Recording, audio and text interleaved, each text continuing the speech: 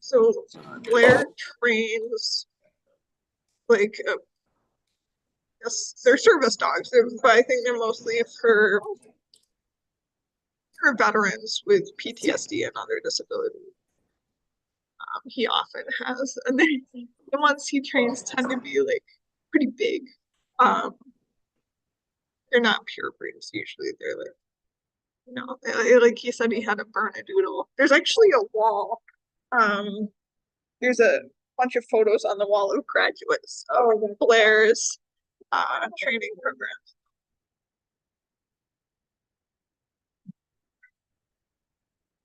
Mavis Bates is our chairwoman of this committee.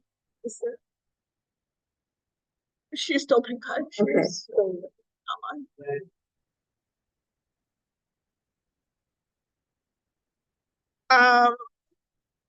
I'm happy to. What would be the normal things that we... Yeah.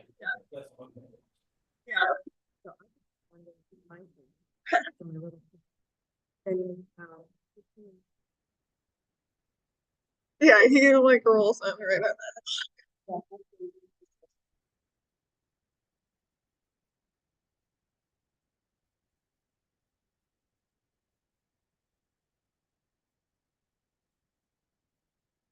Okay.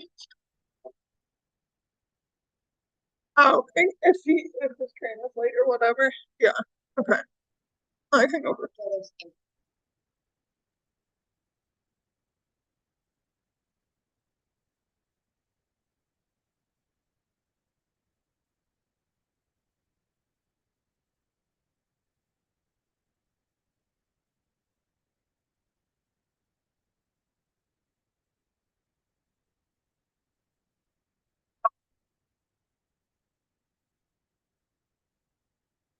Hey, thank you. Blair, you might want to say there was not a good microphone. Kink. Yeah. Microphone. You got the. So embarrassing. Good morning, Mr. Caius. For the presentation. Good morning, everybody, one and all. Welcome to today's meeting of the King County Energy and Environmental Committee. Today is January 17th, 2025, and I am still Mavis Bates. So welcome, everybody. Roll call, please. Allen. Caius. Caius present. Penesis. Penesis here. Strathman. Strathman here. Young. Here. Tarver. Bates. Here. Mr. Tarver, I believe, will be joining us remotely. Is there any objection when he comes to allowing him to join us for the meeting? Okay, thank you. May I have a motion to unanimously approve the minutes from November 15th? This is Caius. Caius would ask for unanimous consent for the minutes, for the approval of the minutes from January 7th. No, that's today. From whenever it was. November 15th. November 15th. That was so long ago. Mr. Penesis, would you like to second? I will second that. As your Point of order, no don't need second necessary. Just Okay. ask for objections. All right, okay. We're out of thank you. practice here. As a for just a moment, I would like to welcome Mr. Ted Penesis? Yeah. Penesis. Yeah. I said your name wrong for the first 20 years that I knew you. That's so okay. Get it right. He is our newest member. Welcome to the board. Welcome to the E&E committee. We're excited to have you. Thank you so much. I'm excited to be on this committee. Why don't you say just a minute or two about your experience? Well, my relevant experiences, I am a longtime environmentalist. I was a leader in the Sierra Club for many years. My most recent post, I was with the Illinois Department of Natural Resources, where I was director of outreach, and I worked a lot with Kane County in that post. One of the things that we worked on was and I think we're going to be talking about this at my next meeting. I don't know if we're going to talk about it today, is the Fabulous Fox water trail, which was really exciting. I'm glad to see that. So yeah, getting on the Energy and Environment Committee is one of my priorities that I asked for, and I'm excited that I was picked. Well, So, you are thank you. very, very welcome. Thank you. Thanks, Ted. Public comment. We have one public comment from Mr. Young. Pardon me? Okay.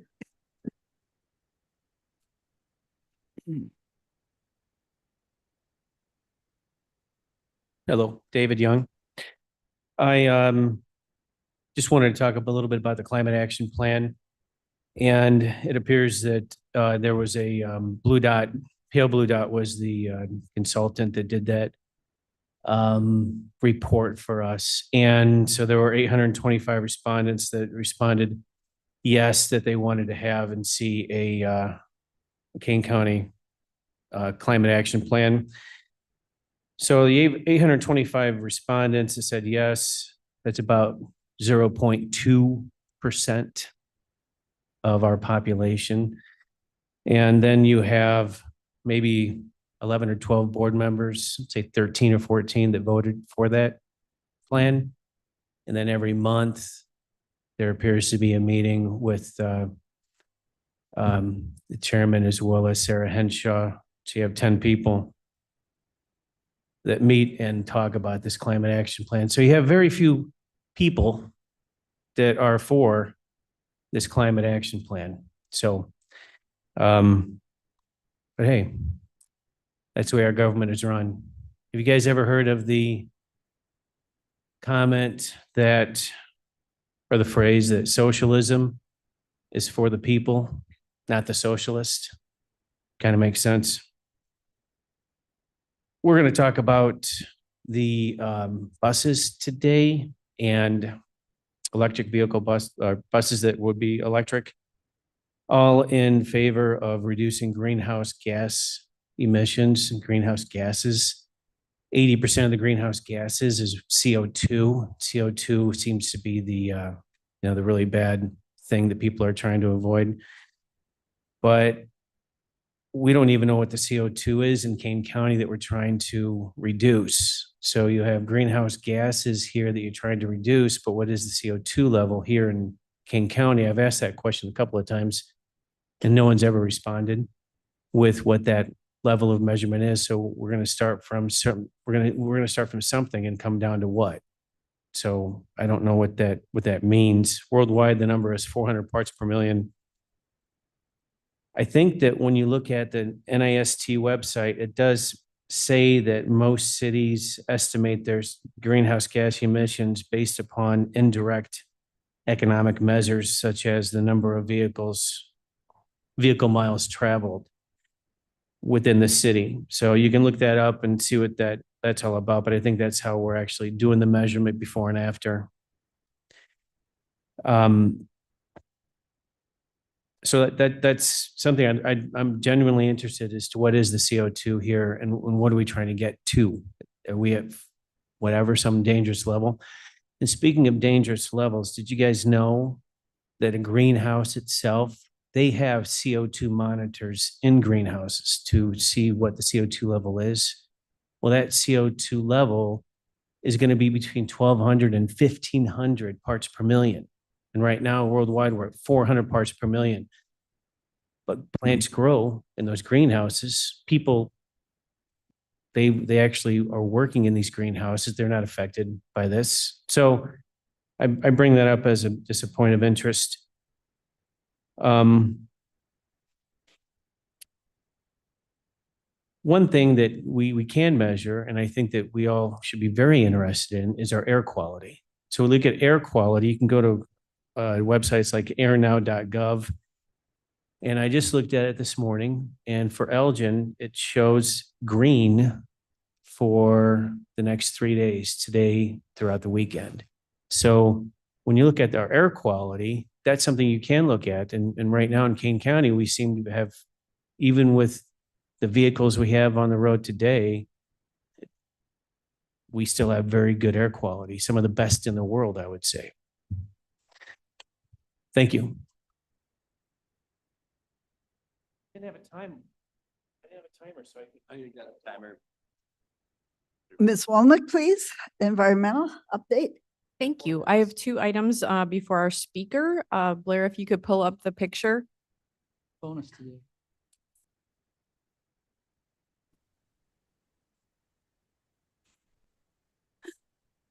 Thank you. Just a fun item I wanted to bring before the committee. This is my house. And what you're seeing in the copper tubing is a drainage water heat recovery system. And so I'm just totally geeking out over this thing because it's pretty awesome.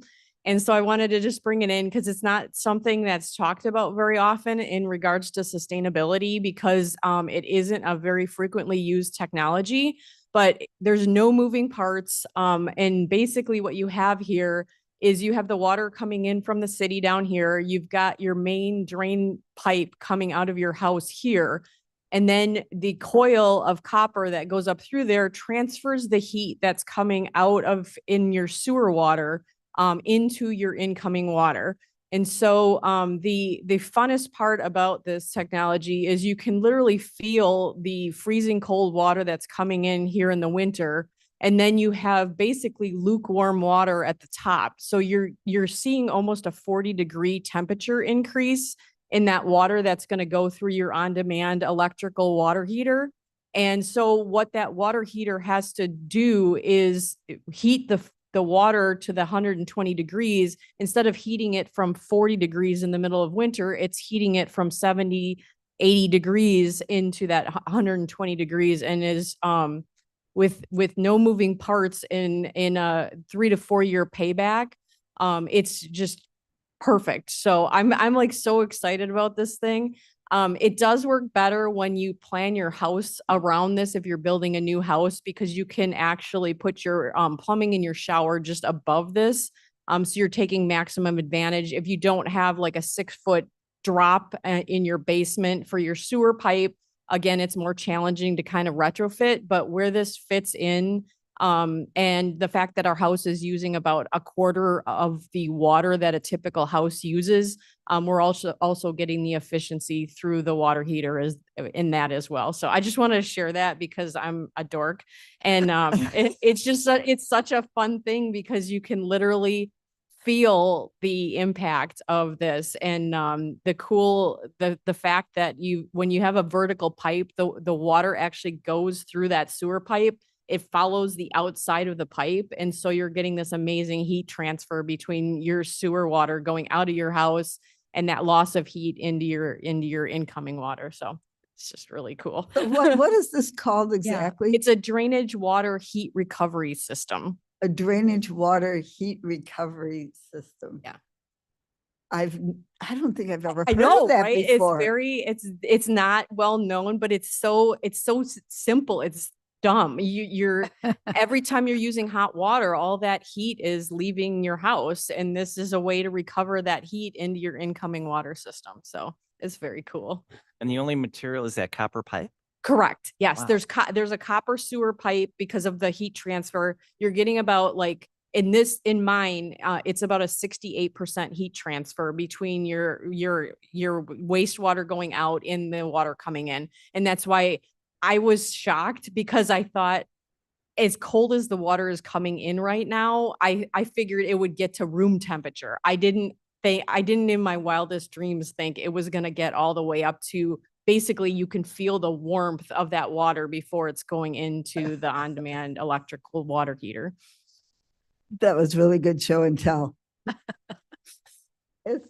I think Mr. Mr. Roth Roth? had his hand up. Thank you, Roth here. I had 3 questions. Will it work with the waste pipe being PVC?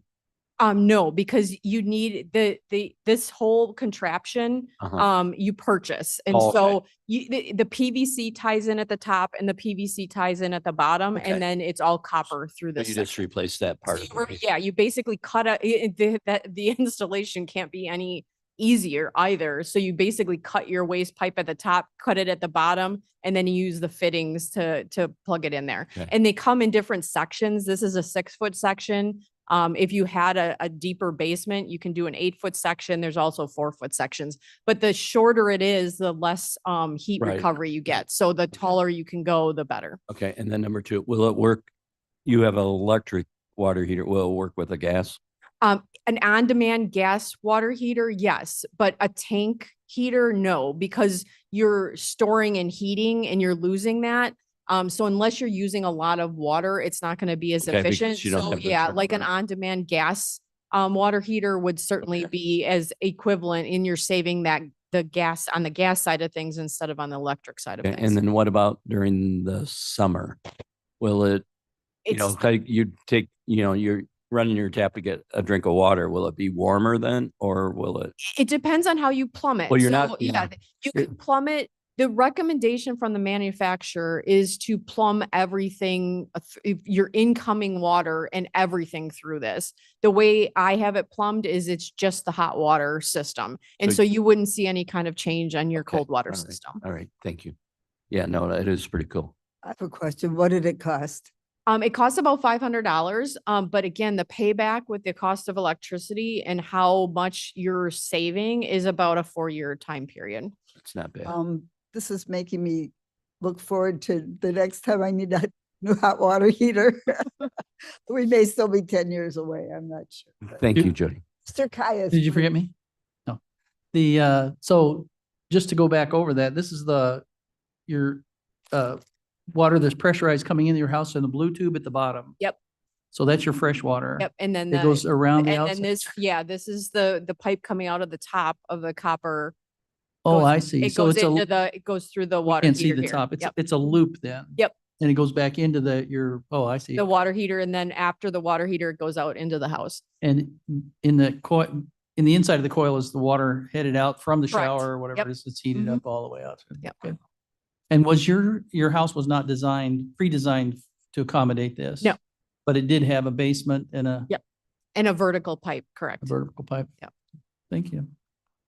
$500 installation cost? No, $500 purchase cost. Yeah, I mean, the installation it took like 15, 20 minutes. It was very quick. Like I said, you just had to cut the top, cut the bottom, and then splice it in there. Thank you. David Young, so it's just a PVC pipe? that- No, that- this was a PVC pipe, and then you cut the bottom, cut the top, and then this is all copper. So it's Oh, copper okay. on the inside and it's copper on the And the outside. outside too? Correct. Okay. Yep. Okay. So thank sorry, you. I just need. That was really exciting. Yeah, thanks for sharing. And then the second item I have, the other exciting item is we have Abby here today, our intern. And so I just have her introduce herself really quick and tell you a little bit about herself. And I told her she could just say hi if she wanted to. Hi, so my name is Abby Wells and I am a student at Wheaton College. I'm a senior, but I finished all my classes. So this internship is just the last step of that before I graduate. And I'm currently working with Sarah here to certify King County with the LEED certificate. So I'm just doing like research and data compilation for that. Well, welcome. We're excited to have you here with us. Thank you for coming to Kane County. Okay, Yep. And I think Blair, we have the presentation for Solar Switch, and hopefully Marina is online. I'd like to say just a word or two before this starts.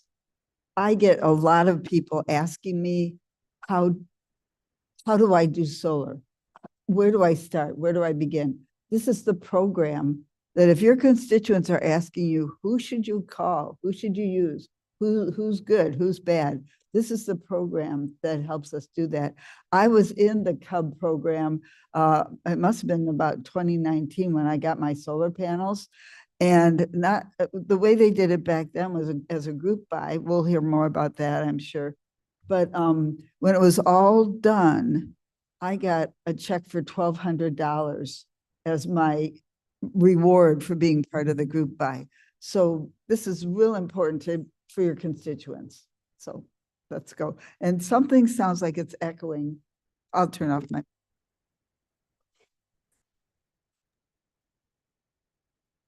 Go ahead, Marina. Okay, great. Yeah. Hi, everyone. Thanks for having me this morning. Hopefully you can hear and see me. Again, also thank you for letting me present virtually. That helped me out and saved me from a really early morning driving. But again, my name is Marina Minnick, and I'm with Citizens Utility Board, or CUB. And just a brief intro on CUB, we're a consumer protections group for utility customers. So not only are we involved in solar and the Solar Group Buy program, but we also provide services for kind of utility literacy and help if any of your residents are struggling with utility and need some assistance. So I always like to tell people, keep us in mind if constituents do reach out, maybe they have an issue with ComEd or NICOR and need some help. We can definitely help them sort out whatever their issue is. But today I'm going to focus on the Solar Group Buy program that's currently called Solar Switch Chicagoland. And we can go to the next slide. So what is Solar Switch and what is a group buy? Essentially, the group buy is a solar program that kind of was created to help regular people go solar in a way that is easier and more affordable and also has more consumer protections involved. So typical idea behind a group buy is the more people purchasing something, the lower the cost can be. Similar to, going to Costco and buying something in bulk, it's going to be cheaper. You can apply that logic to a solar group buy. And we have actually been running a version of this group buy program in the area since 2019. The original partners are CUB and then another nonprofit called the Midwest Renewable Energy Association, or MREA. They're based out of Wisconsin and they're primarily an educational organization. So they do a lot of work in solar training and industry work. And then they also do group buy programs across the Midwest. So that's how we originally teamed up with them to offer the program in the Chicagoland area. And then in 2023, we added a company called iChooser to help us scale up the program. So Chicagoland is a massive area with a lot of people, so we kind of needed help to spread the word more effectively, and iChooser has been great with that. They also help with the website and some of the installer management. And then we partner with the counties that we work in order to help really share the program with residents of those counties, and also partnering with counties really helps to legitimize the program as well. CUB and MREA are big names in the Midwest and the area, and I think, our names lend legitimacy, but partnering with the county is kind of the best case scenario there. And we are currently partnered with Cook, DuPage, Will, Lake, and Kane counties officially. And then we also cover McHenry and Kendall counties because those are just close by, and installers that we work with feel okay with going to those counties as well. And finally, the program really prioritizes education, affordability, and consumer protection. So whether or not you actually end up going solar through the program, we really want to make sure that you at least learned something about solar, right? So maybe in 5 years, you decide to do it, and you can be an educated consumer when doing that. So that's a bit of background on the program, and we can go to the next slide. So the setup of the program changed slightly when we joined with iChooser. So how we used to do it and how Mavis was probably involved with it was the kind of discount on the price of the program would increase as people joined. So maybe, 0 to 50 projects, you would get a certain amount of money off, and then 50 to 100, you'd get more money off of the project, and it would go on like that. With this, instead of doing that kind of volume discount, we are just working to set a low base rate no matter how many people join. And the reason for that is because the program is more established, we usually have a pretty good idea of how many people we can get to go through the program. But these are kind of the stages. So stage 1 and stage 2 happen kind of at the same time. So the program has a website and people are free to go and register whether or not we're currently running a program. So it's open all year round, and say you register when a program is not running, the website would just tell you, okay, we have your information and we'll reach out on, around this date when the program reopens. And what registration is, you're just answering a few basic questions about your home. So maybe the size, how much electricity you use on average, things like that. And then you're also putting in your contact information. While that's happening, we're also pre-vetting installers. So this is a multi-installer program. And the reason for that, again, is we've learned from the past that one installer typically isn't enough to cover the entire area because, again, there's a lot of people. So we select multiple installers and work with them to come up with the same base rate. So we kind of calculate that with the price per kilowatt. So that'll go up depending on the size of the project. And they're split up between geographical regions. So depending where you live in the program, you'll just automatically be assigned one of the installers, but we make sure that they're all high quality installers who do good workmanship, have good customer service, and iChooser is also able to run a financial audit on them just to make sure that they're, not going to go out of business anytime soon.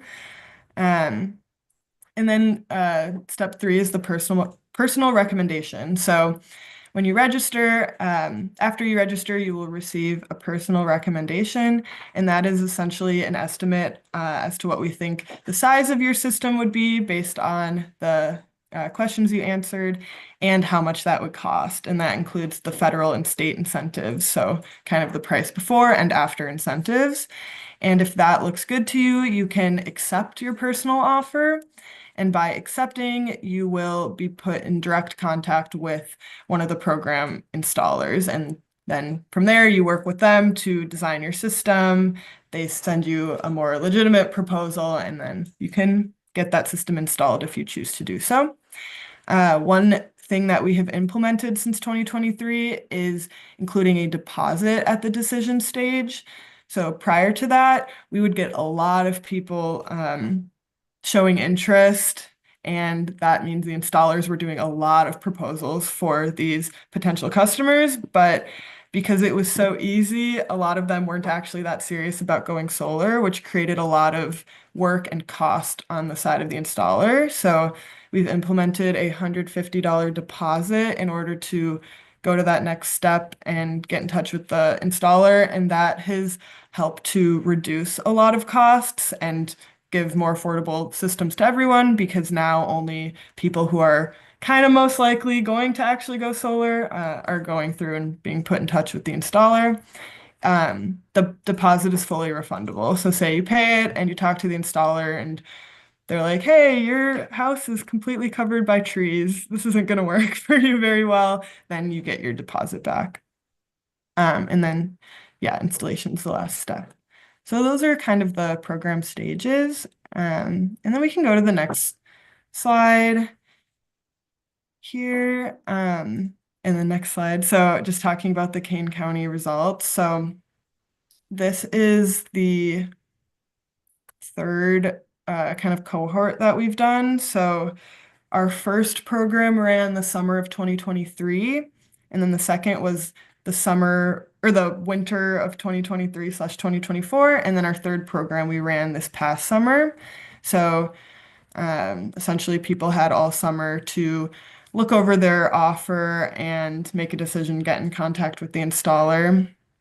So it's kind of a summary of the program 3. And then if we go to the next slide, we can see the results. So we had What is around 30. CHL3? Oh, Chicagoland 3 is just what we nickname it. So, yep, just the third program that we've ran in Chicagoland since being with iChooser. So, again, we've ran other Group I programs prior to that.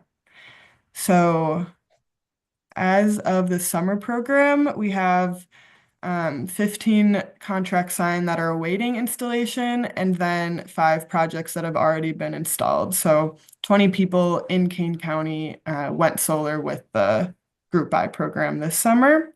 And then if we go to the next slide, we can look at cumulative. And again, those are just including the summer 2023 program, winter 2024, and summer 2024. So we've had 34 installations complete. And then some other fun facts, 3 of those projects had batteries and 3 of those projects also had EV chargers. So that's also a part of the program. If you are looking to do a battery or an EV charger, all of our program installers are able to do that for you. I believe the battery has a group buy discount, but the EV chargers do not. That's just whatever the installer charges for that. So those are the Kane County results. I think I added overall program results this morning, so those might not be in here, but I can give the number if I have it on my computer. So all in all, across all of the counties, we have had 262 installations completed over the last 3 programs. So, and there's 308 installs planned. So hopefully by the time all of those are installed, we'll be sitting at over 300 installations over the last 3 programs, which I think is pretty good. And then we can continue going just to talk a bit about program timelines and rebrand for 2025. So if we go to the next slide, currently the program is called Solar Switch Chicagoland, and the company we work with, iChooser, they're thinking to change that to Switch Together, and the solar program would then be called Switch Together Solar Chicagoland.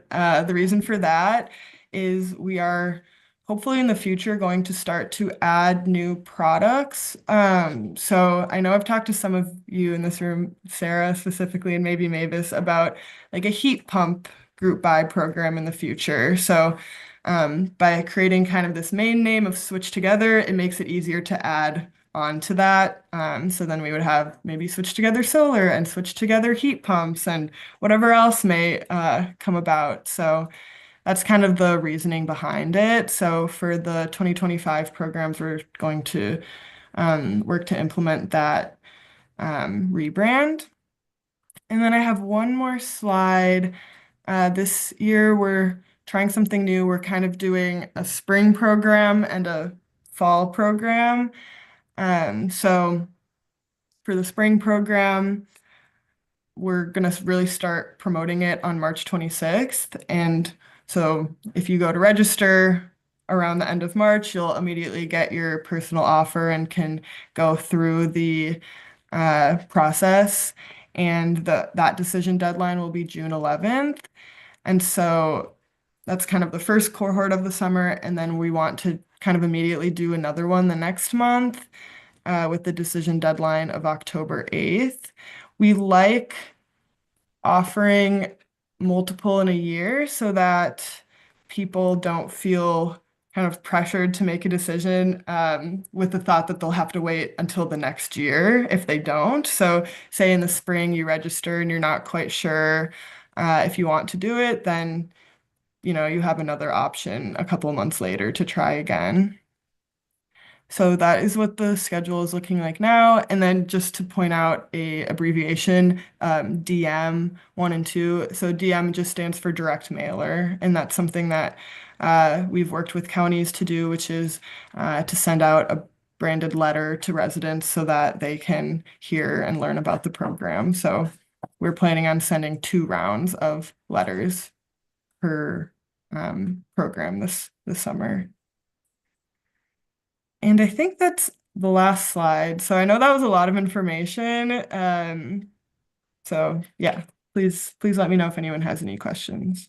Or I don't know if Sarah's there and wants to say anything. Mr. Penesis? Can you explain the auction, how that works? Yeah, so that is something that iChooser, the company, and MREA work with more because they're more on the installer side. But essentially, we kind of pre-vet the program installers. So no matter what, they need to meet all of our qualifications to work within the program. And then, yeah, there'll be an auction. So I mentioned that both installers need to offer the same base rate for their projects so that you're not disadvantaged just because you get one of the installers over another. And so all of the installers will submit a bid for what they would like to offer in terms of price per kW is how we think about it with solar. And then iChooser and MREA will work with them to kind of find something in the middle. And typically, like in the last 3 Chicagoland programs, those prices have ranged for anywhere between 14 to 20% lower than the average market rate for solar. So again, these companies keep in mind that we're kind of doing marketing for them, right? And take that into consideration when offering their base rate. And if you wanted more details about that, I could definitely send you the contact information for the people at iChooser who run those auctions. But So it doesn't necessarily, they don't need to know the number of people. I mean, you give them a ballpark, the number of people who are going to be signing up based on the last 3 cycles, and then they go Yeah. with that. Yeah. Okay. And it helps that we, even before we did the multi-installer version, we've been running these group buys in Chicagoland since 2019. So even with the first cohort, we had that past data to provide. Thank you. Mr. Caius, please. Oh, sorry. Thank you, Caius. I'm curious about the strategy of in broadening the offerings. And this, don't get me wrong, I'm really excited about this in solar. I think that the 300 units or whatever the maximum has been is exciting. I see that as a potential for growth because we're looking at millions and millions of houses, even in the Chicagoland area. And I'm really happy with my solar. I'll bring in the slide someday and we'll go through that. But it seems to me that we want to help promote solar, and of course, economy of heating our houses and cooling our houses and providing the services that we need for energy. But I'm curious of how how Cub arrived at the strategy of broadening these services versus continuing to focus and reaching out more to as many solar as we can, it seems, because that is where we started and seems to be where the growth was at the time. Why are we switching to try and add a whole bunch of services? Is it going to hurt us by adding heat pumps and it's almost like you go to the Walmart of things to do, as opposed to let's get solar, let's get it in, let's make sure everybody knows about it, and then go from there. I think does that make sense? Yeah. I would say that's a great question. So if we were to add on the heat pump group buy, that would be a completely separate program. So we'd still be putting a lot of effort towards solar, but I think the question of why heat pumps or why we're thinking about that is with the Inflation Reduction Act, Illinois is going to be able to offer a rebate program for electrification, which includes a lot of money for heat pumps. And there's the federal tax credit as well. So there are a lot of incentives that are coming out of the pipeline for this technology. So that's one reason that, we'd be interested in helping people navigate how to access those incentives and take advantage of them. And then the second thing is we get a lot of questions from consumers about heat pumps. There's a lot of interest out in the communities. And I think right now, a lot of HVAC installers are still maybe a little apprehensive / have been doing traditional gas furnaces for decades and haven't started to make the switch. But there are some contractors who have. But it's really hard for your average consumer to find those contractors who are experienced with heat pumps and excited and enthusiastic to design systems, including heat pumps. So yeah, it's just tough. Like people who want a heat pump, it's really hard to actually go out and get one and find someone who will install it for you. So we've just seen that need by speaking to people or getting calls through the hotline. So that's why we're interested in trying to accommodate that. Okay, thank you. Yeah. Thank you for that question. Ms. Jeffman? Well, I just wanted to say, I look forward to them going into heat pumps. We are experiencing this right now. We are looking into information for heat pumps and we're finding it hard to get Okay. reliable sources. And it's just like when we went to our tankless water heater, the tried and true installers were, that's probably not the best way to go. And even Lou Manfredini from WGN Radio was not pushing the tankless water heaters until he got one. And then he was like, oh yeah, it's best thing ever. So I'm looking forward to them expanding out into heat pumps. It's a tankless job, but somebody's got to do it. Oh. That's your one for today, okay? We'll give you one mulligan on that one. Strong. Oh, go ahead, Mr. Young. That was a good one, actually. Don't encourage her. Yeah. I appreciate that kind of humor. I think it's good. I have a question about iChooser. I'm looking at the website. So iChooser as I guess the simplest question is, how does iChooser make money? Do they go ahead and they partner with certain, and obviously you partner with solar panels. So I'm looking at one of the solar panel companies is Lumina. So you partner with them and you partner with installers, and then you offer a package to, let's just say, people in Kane County through iChooser. And then when they go ahead and buy that through you, somehow you guys are making money off of this. I'm just curious. You don't need to tell me how much money you make. I just know what is that transaction? I mean, obviously you're for profit. So how does that work? Yeah, so with that, installers who participate in the program pay kind of administration fee when participating. So I forget if it's per project or just a flat rate at the front. But that's how it goes. So when installers are thinking of joining the program and figuring out their pricing and all of that, like I mentioned, they would go ahead and probably spend less money in their marketing department because they're getting leads through this program. And so part of that payment is going towards an admin fee, and then part is going toward offering a lower rate for the solar projects installed through the program. But yeah, that's how that works. Okay, so say it's $200 an hour from the contractor, but through you, the consumer pays 150, but you are getting charged 100, so your delta is 50. So something like that, where that's how you guys are going to make your money, is through the install, not through the actual panels, solar panels. Yeah, there's no partnership with the actual manufacturer, but again, on the installer side, they're able to bulk purchase those panels because they know that they're going to have a certain amount of projects within the next, 6-month span. So that's another way that the installer is able to save money on their end, which is then passed on to the consumer. That's right.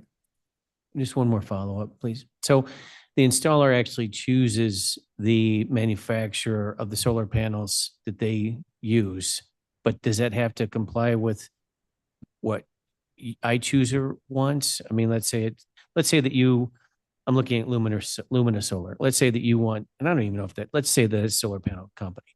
Lumina Solar is a solar panel company, and that's who you like, but the installer likes Moon Solar Company, whatever.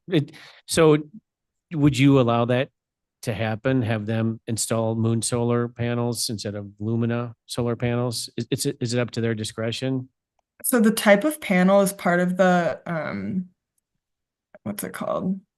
Qualification process for the installers. So what we require is the panels are it's called the Bloomberg Tier 1 list. So essentially these are good quality panels, but not necessarily like the Lamborghini of solar panels, right? We don't want these solar installers selling like the most ridiculously expensive panel, but what the Tier 1 measures is high quality for affordability as well. So it has to be on that list. Thank you. Yep. Mr. Ross? Roth here. Can we go back on the slide to the one where it had the 6 steps? I had a question on that.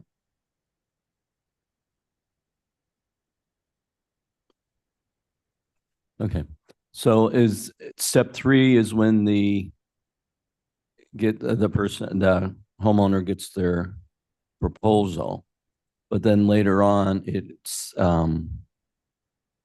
finalized in what, step 5? Is price changing, you know, bait and switch? Do they have to worry about that? Where the installer, you know, tempts them to sign and they, oh, well, we found out, you know, we got to add this in or that in, which, you know, some services, that's not a good practice. Yeah, so again, when you register, you're answering some basic questions. And then the personal offer, you're receiving that what we call like the preliminary offer, right? So an Right. estimate on the size and cost. We do try to be more conservative on that side so that, you know, we're not showing a really cheap system and then the price goes up. Okay. So again, yeah, we try to be more conservative, and we also, from program to program, as we collect more data, we try to update our formula that goes into offering that proposal so Okay. that it can continue to be more accurate. We do in the registration try to find out if there are any like adders that you would need. So say your roof is on the 4th floor, or the building's 4 stories high, something like that, that would require rental of a lift, which would make it more expensive. So we try to gather that information up front so that we can give a more accurate proposal. But again, once the solar installer actually does the like satellite imaging and talks to the homeowner and learns more about their needs, then the proposal might change, but it could go up or down from there.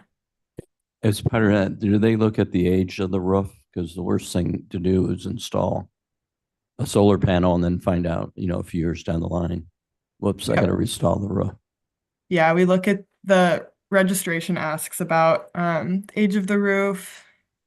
So, and again, if you're still interested, then the solar installer can Okay. talk you through your options. If you And wanted to then- do a ground mount system or replace the roof or do repairs. Okay. All right, Figure I out have what two, makes I have 2 sense. left, Mavis, if I can.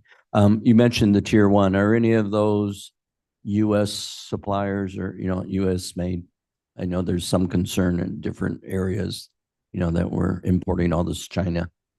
Yeah, stuff. so I know that most panels, I believe, are assembled in North America, but the parts are manufactured Okay, in yeah, I think usually China or other countries in Asia. And I know some companies will offer kind of a premium. Like if you really care about getting US made solars, you can pay a little extra for that.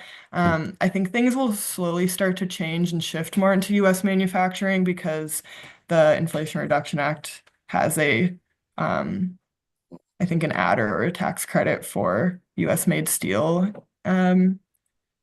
So that might change, but for now, I would say predominantly solar panels are manufactured in Asia and assembled in North America.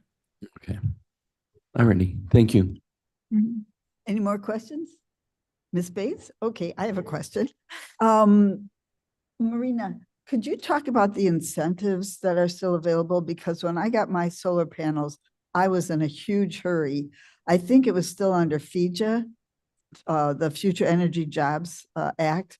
And I was like desperate to get in under before any of the incentives expired. What's the situation with federal, state, SRECs, things like that right now? Yep, so those are still the 2 main incentives is the federal tax credit, which is set at 30% of the total project cost. So that's something that reduces what you owe on your federal income taxes.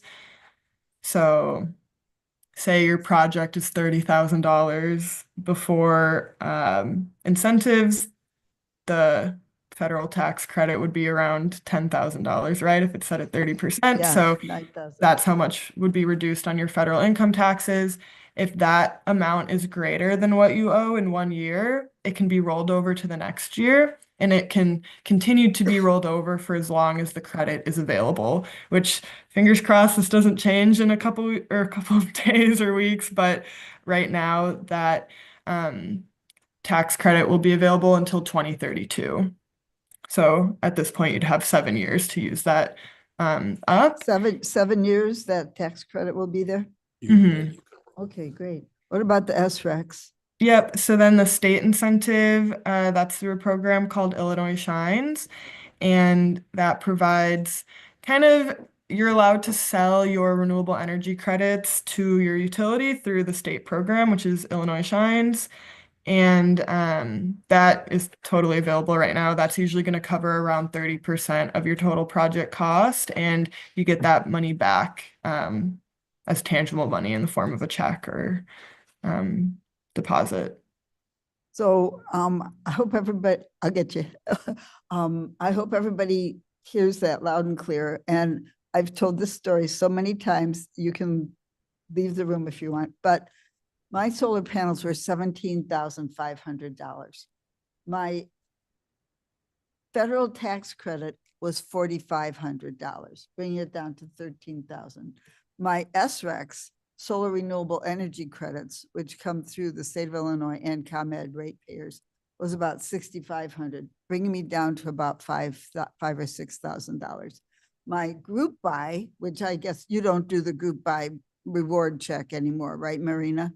Yeah, it's just lower. Yeah. So. Okay, so I should stop telling people about that. But so the moral of the story is a system may look way unaffordable to you, but with these incredible incentives that are available evidently for quite a while now, it's very affordable. My return on investment is 4 or 5 years. And then I get all that electricity for free. And I didn't care because I really wanted solar panels.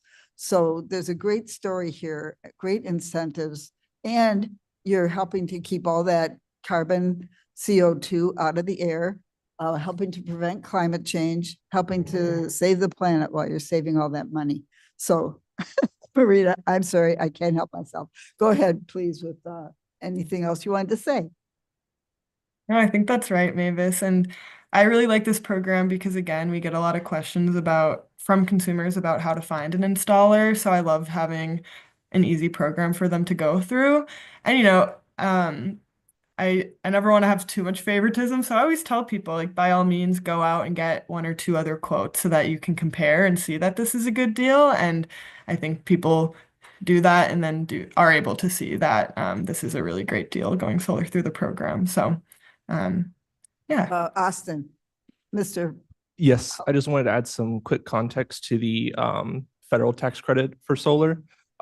We have some IRS data from 2023 where about 32,000 people in Illinois took advantage of that credit. And on average, they saved around a little over $5,000 on their tax return just for that credit for solar.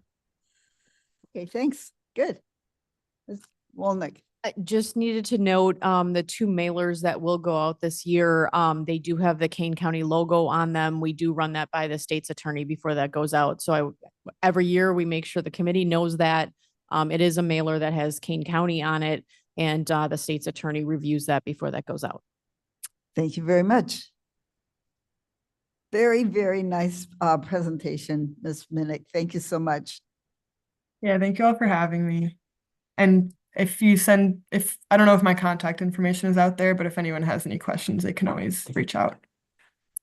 Okay, do you want to give a phone number or an email address or something like that? Yeah, should I send it in the chat or just say it? We can get that out through Sarah to the committee. Okay, yeah, that sounds good. Sarah's got it. Okay, thank you. Thanks, everyone. Mavis, one quick one more thing before she question. hangs up. Can we get a copy of the presentation, Jim, please? Yes, definitely. We can send that out to the committee as well. Thank you. Excellent. Okay, Ms. Ryan. Great. Blair, I'm going to go ahead and start the share now to make it a little bit more seamless. Mr. Penesis, are you excited? Absolutely. Just getting my Zoom controls out the way. Okay. Okay, so this is essentially a series of updates about a few different subjects, plus a fun web demo of Recycle Coach. So this thing is sensitive. Okay. So we received a USDA composting and food waste reduction grant. You are probably aware of this because you would have seen it on the executive committee and the county board agenda this month. I just wanted to kind of refresh the timeline since it wasn't able to come to this committee first, which would be the normal course of events. So we applied for $396,109 dollars in federal funds, and we submitted that on September 3rd, right before Labor Day. I presented the project concepts to this committee at a September meeting on the 13th. I'll go through some of the very broad details again, just as a reminder in a minute. And then we received a notification on December 16th. We got the money, yay! But they gave us a very short deadline, essentially 1 calendar month, to complete the award process. So we scrambled to get the resolution put together and before exec and county board. And what that resolution was is essentially to modify the FY25 budget to authorize the funds that we expect to receive and spend this year. It's a 2-year project. And then also to allow Jody and the board chairman to sign the grant documents. And then we're looking at a start date on our actual work of March 1st. So we haven't done anything yet other than excitedly prepare. Just a reminder of what we're doing with this 2-year project. The reviewers at USDA really liked the moxie and ambition. It is a very large project with a lot of moving parts. The part that's got the most, so there has been some press about this. Julie Mann did a really nice piece in King County Connects, and it was picked up by a few other media outlets. The one I'm most excited about that no one else is excited about, I'm sure, is Waste Advantage magazine. Yeah, I had colleagues forwarding me the article, like, oh, you're a Waste Advantage. No, anywho, yeah. And this is the part they're mostly focusing on, is that we're going to have food waste separation and collection at multiple large institutions. The county institution will be the Adult Justice Center, and then our partner institutions are the Northern Illinois Food Bank. Obviously, that's their inedible food. They, send an enormous amount of edible food that's donated to them out into the community, but they do have a certain percentage that it arrives in their doors not able to be eaten. The King County Cougars, Northwest Medicine Field, and then Sherman Hospital up in Elgin, which is an Advocate Health facility. One thing that I think is glossed over a little bit in some of the media coverage, it leads people to thinking that the food waste that's generated and collected at these facilities is actually going to be composted at those sites, and that is not true.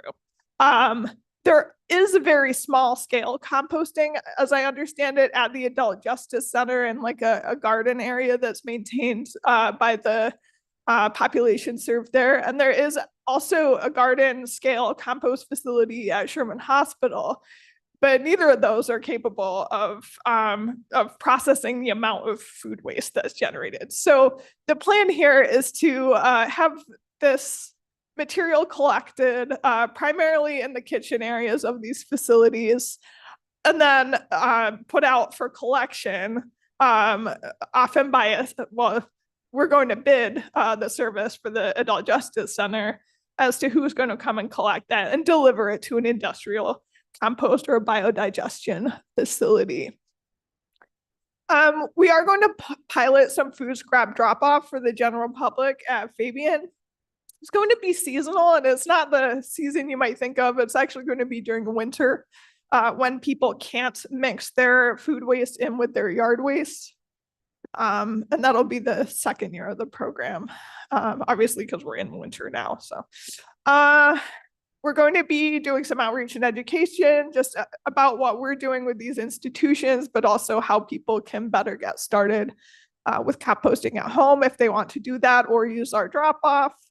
And then the fourth part I'll be working with Matt Tansley on this is to provide some purchased compost to small agricultural growers and community gardens in the county. So that's all the parts. I guess just to share the budget,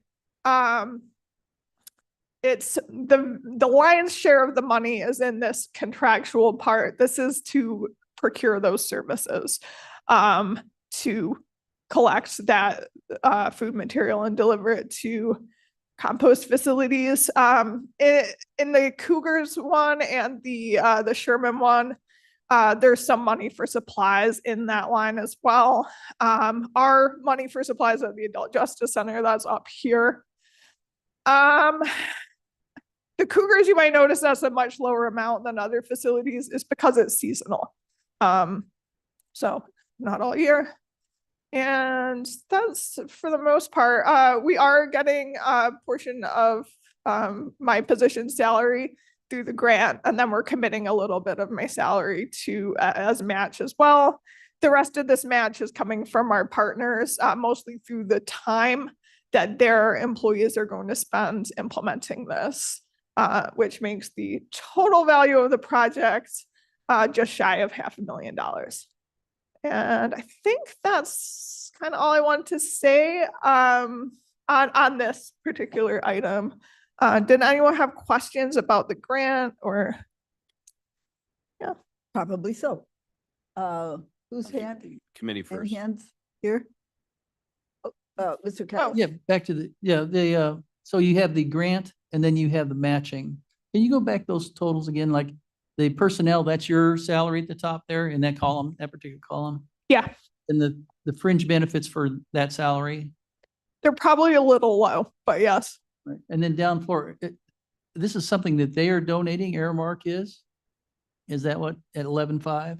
Yeah, so that's essentially, I think it was like half an hour of the kitchen supervisor time, but it's every single day of the year. They're, Right. you know, they're weekends as well, over about 2 years, and that's what it. And the same thing follows with Northern Food Bank, King County Cougars. They're committing staff salaries to do that, make the project. Yeah, except for the food bank, they didn't want to do that. They're planning to basically provide this much in cash to pay for the service that will be provided through the grant as well. Okay, so.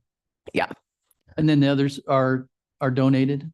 Yeah, the Cougars, that's going to be their staff time to implement. It helps that they run their own catering and concessions, which, you know, some ball fields is all done through vendors, and that's a lot harder, but they do it themselves. So that's for that. And yeah, Sherman is also all staff time. So I guess the sum is that our commitment as far as our budgets and things is the top two lines up there in the 13 and the 3, not 16. Yeah, so some of this, these supplies will be administered through my program, and so will most of these small lines too. But paid for by Paid for by the grant, yeah, federal, yeah. federal Okay, money, yeah. So our commitment, Oh, I yeah. guess what I'm getting at is, this is a great program, we're only putting like 16 grand in there, which is your time wise, is that what? Right, exactly, which is money we'd be spending anyway. Yeah, and we have you anyway, right? Yeah. Yeah. Thank you. That clarifies. And I actually did have one more slide on the grant. It's just a reminder of what we're going to accomplish through all this. Essentially, through 2 years, composting just over 2 million pounds of food that would otherwise be landfilled. It does kind of translate into a certain amount of greenhouse gas emission reduction. Food in landfills basically emits methane. Sometimes they're able to capture that methane. We've heard a presentation about that, but a decent amount of it is still lost. So about 1,000 metric ton equivalent of CO2 would be prevented by composting this material. And here's just some fun equivalents. And even if you're not particularly compelled by the greenhouse gas argument, we're saving landfill space, which is at a premium in this part of the state for sure, and producing fertilizer a type of fertilizer that preserves water quality locally as well. So, Excellent. any other questions on this? Mr. Pennis? Is this a new program that you started in the past 2 years with this grant coming through, or has this been done in the past? I'm just not familiar with it. The grant program is not new, it's new for Kane County. So Lake County actually had this grant in the past and used it to kickstart food waste composting at their adult justice facilities. So I kind of took their idea and expanded on it. No, So this will be new though. thank you. So it's new for us. Yeah. This is brand new for us. Mr. Young. David Young. I may have missed this, but if you could just go back so I'm looking at the 4 places where this is going to happen. The Kane County right there. So the Kane County Adult Justice Center, Northern Illinois Food Bank, Cougars, Sherman Hospital. So this is where, for example, Sherman has obviously, the waste from just their cafeteria, right? Mhm. So, but are people going to drop off stuff there at these locations as well? Or And no, there won't. So there won't be public drop off at these locations. For Sherman, it's both the production waste, so food scraps that their chefs generate, just cutting carrots and whatnot. And then food that returns uneaten, usually that's served to patients, not so much from the public cafeteria. They are looking at potentially trying to do some composting at the cafeteria, but they want to do a waste audit first and kind of determine if it's worth doing and what their contamination levels might look like and stuff like that first. So. kind of a follow-up. So this, at each location, where are they going to, I guess, could you describe where they're going to put this, these scraps, and then what happens to this, and then where is this used? Is this used, will this be used as fertilizer or something? And maybe I missed that, but just how does that work exactly? Yeah, so essentially each of the facilities will have a third bin in their back of house for sure. So I got to tour the Adult Justice Center kitchen as part of putting this grant together. They have a lot of garbage cans in the kitchen, and they'll just have I'm hoping they'll be green can next to the garbage can. And it'll have a liner that it'll be a compostable liner, unlike a traditional black garbage bag. And what'll happen, the trays will come back after each meal. If there is anything like ketchup and mayonnaise packets or, those small kind of plastic items, the staff person or the prison workers would take those off, put them in the garbage, and just up on the tray into the compost. Okay. So after each meal or when the bin is full, they're going to tie it off and essentially move it with the garbage to the loading dock area. And it'll be consolidated there, and at least twice a week, there will be a service provider that'll come and collect it. And they'll be taking it to a permanent compost facility where, yes, it is mixed with yard waste and other material coming in from all over the region and eventually turned into compost. The markets for compost are a little bit difficult, but we know, I know from talking with Matt up in development, there are definitely small growers and community gardens that want compost and use it on their garden beds. So yeah, it eventually all comes back around. And stays out of the landfill Yes. and prevents all those greenhouse gas emissions. Any other questions? Mr. Ross? Can we go back to the spreadsheet showing the expenses and stuff. You mentioned that for composting, we would have to ship it to a professional. Yeah. Is that in here, that number? So this part is what we're estimating for 2 years. It's slightly less than 2 years. The grant is 2 years. It'll probably be about 21 months of service to the Adult Justice Center. Okay. And then that was my other question. How long would this grant cover? And the goal would be to continue to get additional grants, right?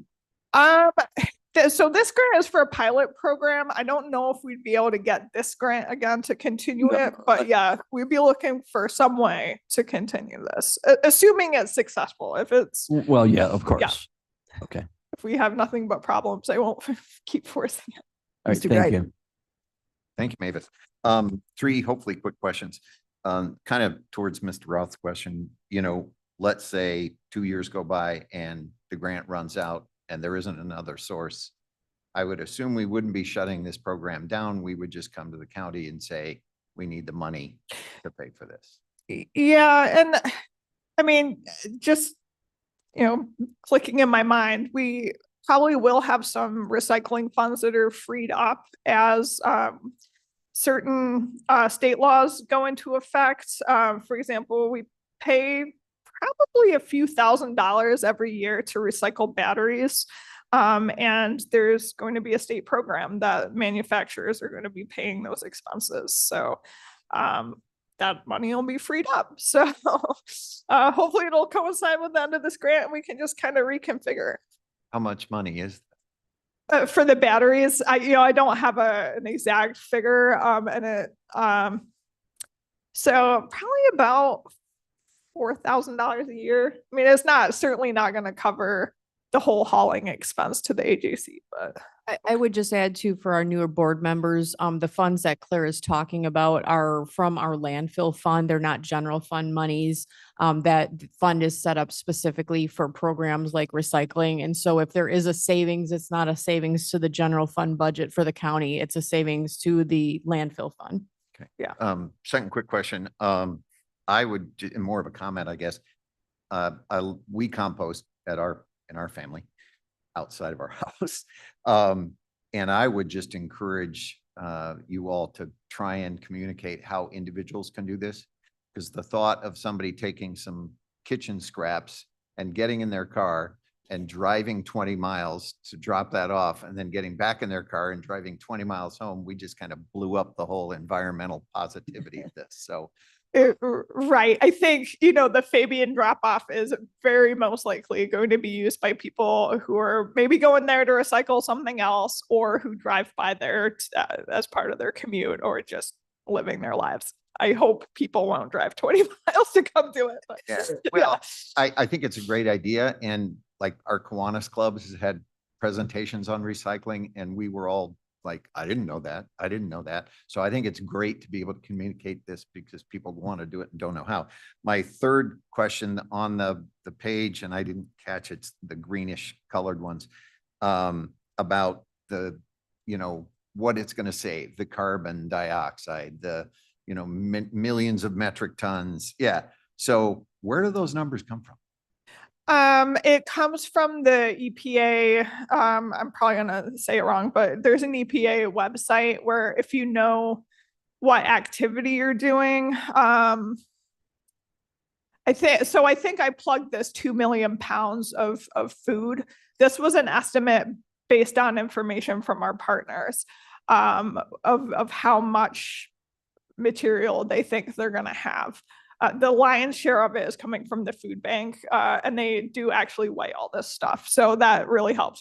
And yeah, so I plugged this number into the EPA carbon equivalent calculator, and this is what popped out essentially. I think it's again, a great effort, but for accountability purposes, especially if in 2 years we're faced with having to come up with money to pay for this program, we need to know specifically to Kane County what has happened.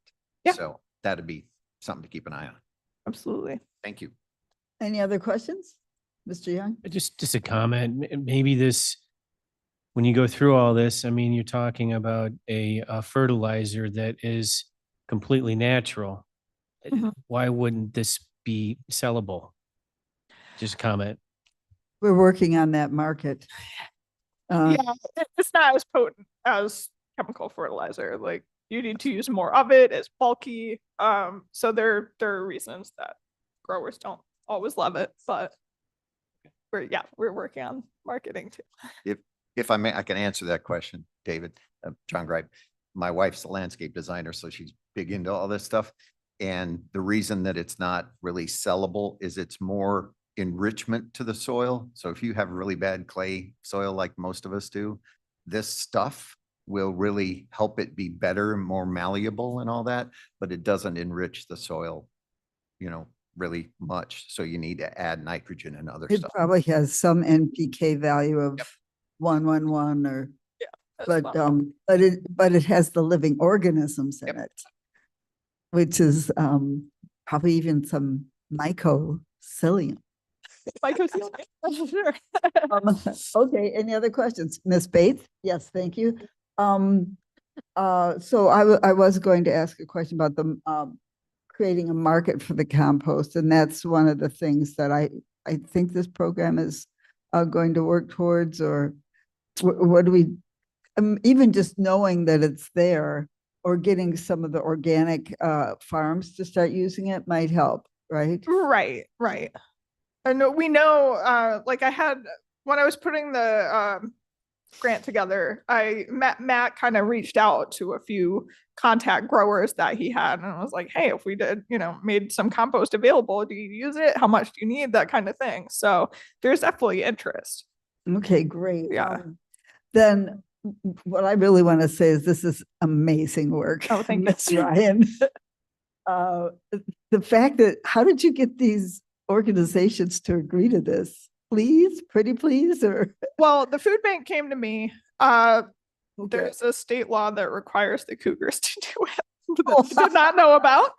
And the sheriff's office, they're like, as long as it doesn't change our process and you guys are providing the money, like, sure, why not? Okay, So, great.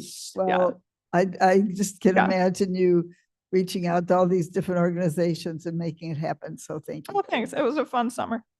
All right, now I've got a demo. I do have one Okay. one question, sorry. I think this is a great program too. And thank I you. mean, the possibility to expand this to like for restaurants and things like that, how would they, if they're interested and want to participate, how do we get, expand this program moving forward? Yeah. So one thing that's become abundantly clear through my work on the grant is that there are specialty haulers that do food like they do food waste, and they are interested and willing to come into King County. So I think, and this is perhaps work that if I find any time that I will help do, but in areas where there's a lot of restaurants, if we can prove to those companies that there are enough restaurants that would be willing to pay, and I know it's a tough time right now for restaurants, but willing to perhaps work together and share bins and pay to have them come out and take food scraps. That could happen. They're probably not super interested in coming out for one, but if you had 20, then they'd absolutely be out here collecting food scraps. Maybe some franchisees might be interested. Yeah. Okay, thank you, Miss Ryan. Yeah. Okay, next on the agenda is. Oh, I'm not done. That was my first topic. Sorry. What to be done? Okay. I did want to demo Recycle Coach because again, this is another thing I was working on over the summer. And it's pretty cool. So Recycle Coach, I think I've talked about it here before. It's a web and mobile based tool that helps people answer recycling questions for themselves. I've wanted to have a recycling app in the county, and the best part is that we didn't have to pay for it. So what happened is that IEPA decided to sign a contract with a Recycle Coach to make it available to the entire state at no additional cost to counties or municipalities.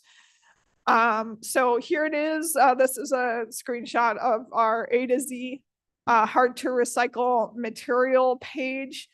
Until now, it has been literally an A to Z list of everything that between Jennifer Jarlin and myself we could think of that people might struggle to either throw in the garbage or recycle and know what to do with. And that is still on the page further down, but I put Recycle Coach up first because you can type pretty much any of those A to Z items right in here once you put in your city and get the answers in a lot more elegant way or use the app. Okay. So I'm gonna X out of here. Where is that? So I switched screens here. This is the kanecounty.gov/recycling, the recycling homepage. You can find Recycle Coach on this page, the A to Z list. On this page, the recycling guidelines. So this is kind of the curbside material, and this is the everything else material. And then the third place that you can find it, which is the one I'm going to use for my demo, is on the Mill Creek page. Because so to get the full Recycle Coach experience, including a calendar, someone from the municipality has to provide all the addresses and basically the recycling schedule for that community. So far in Kane County, I've done that for Mill Creek. And then City of Geneva has done it and Village of Maple Park. So there's still a lot to be done to get this fully up and running for the whole county. Only those 3 areas can use the scheduling tool, but everyone can use What Goes Where in Discovery Zone. Just a couple other things I want to point out right off the bat. If you are a big mobile phone user, the app is probably a lot more elegant than the desktop, but the desktop works fine too. And then just language, we were allowed to have 4 languages in addition to English and Spanish. I'm really confident Polish is going to be the 3rd most spoken language in the county. The others were a little bit of a guess, but I chose Arabic, Hindi, and Tagalog, which shouldn't be listed as Filipino, but it is.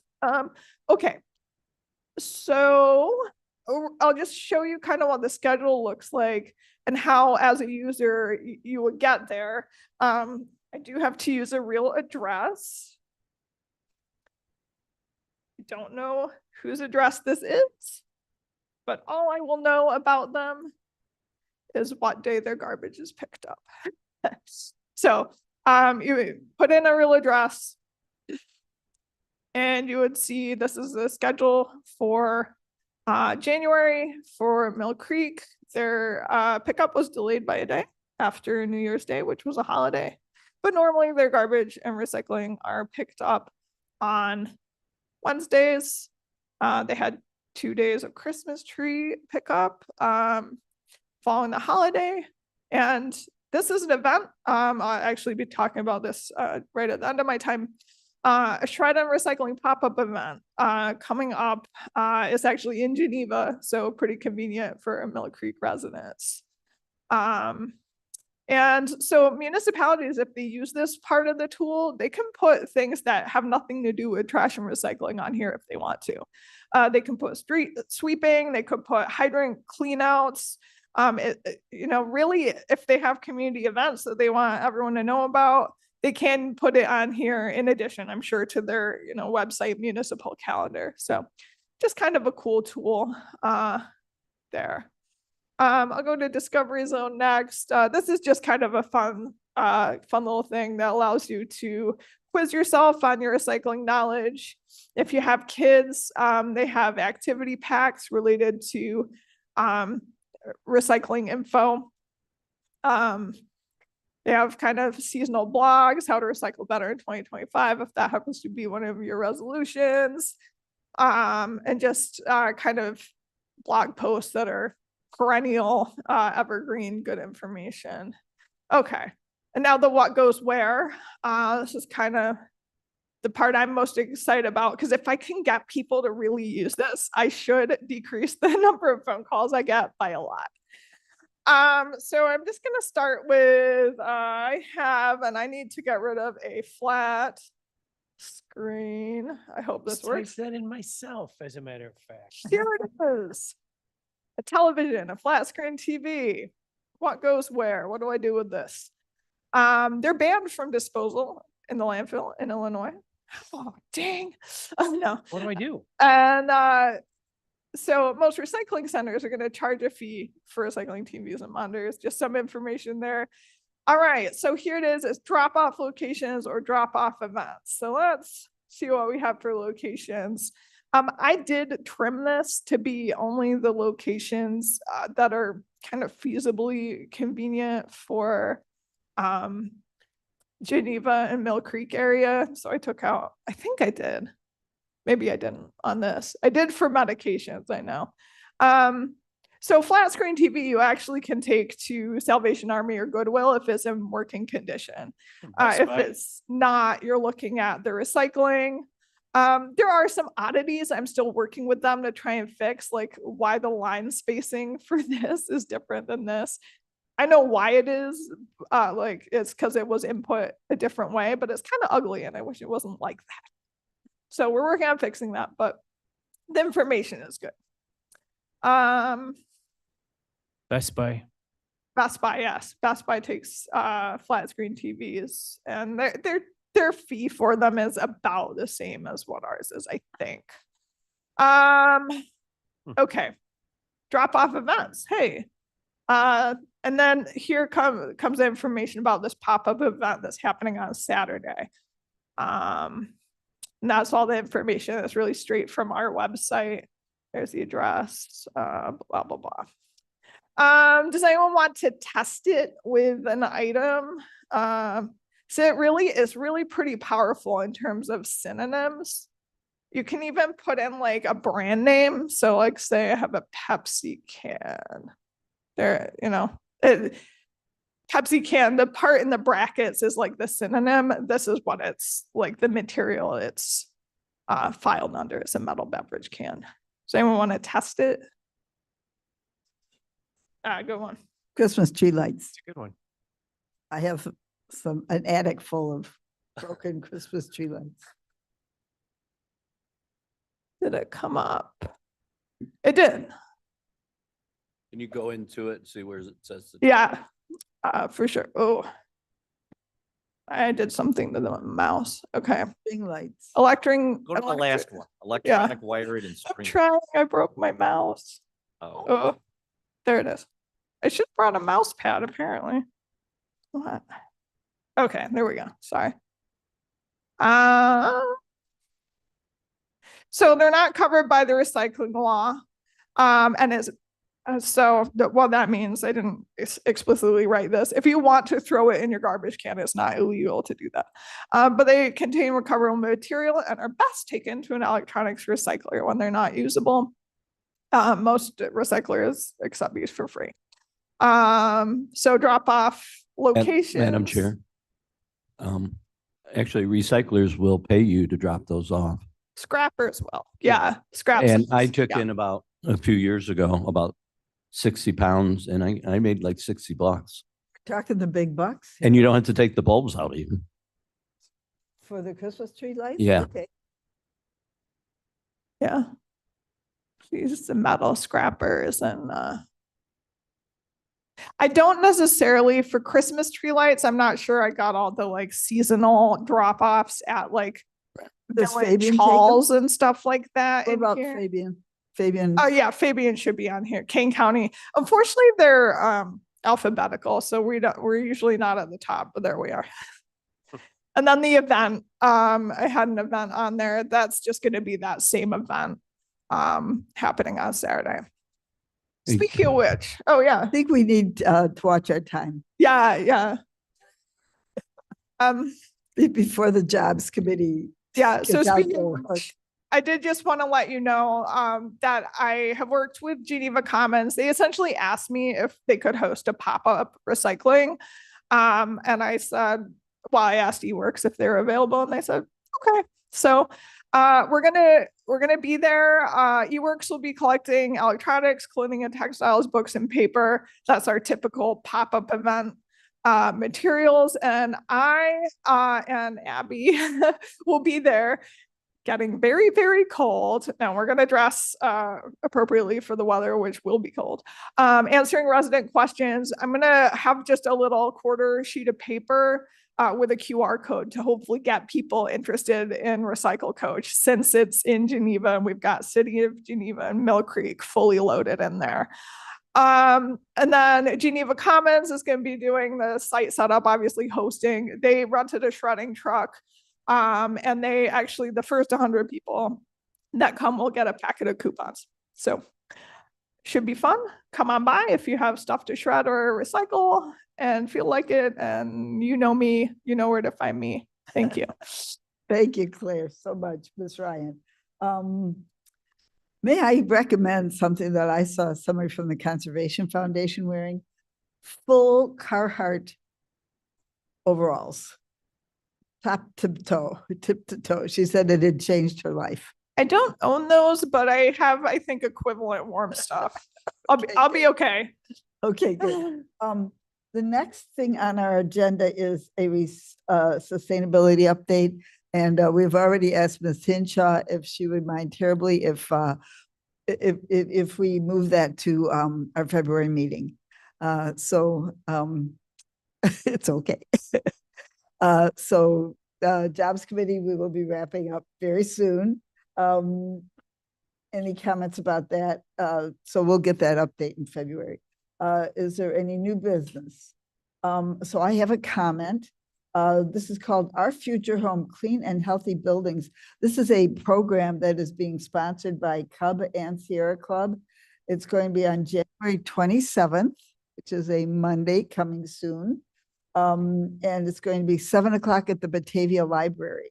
So I invite all of you to attend, and there will be more about heat pumps and things like that, how to electrify our homes.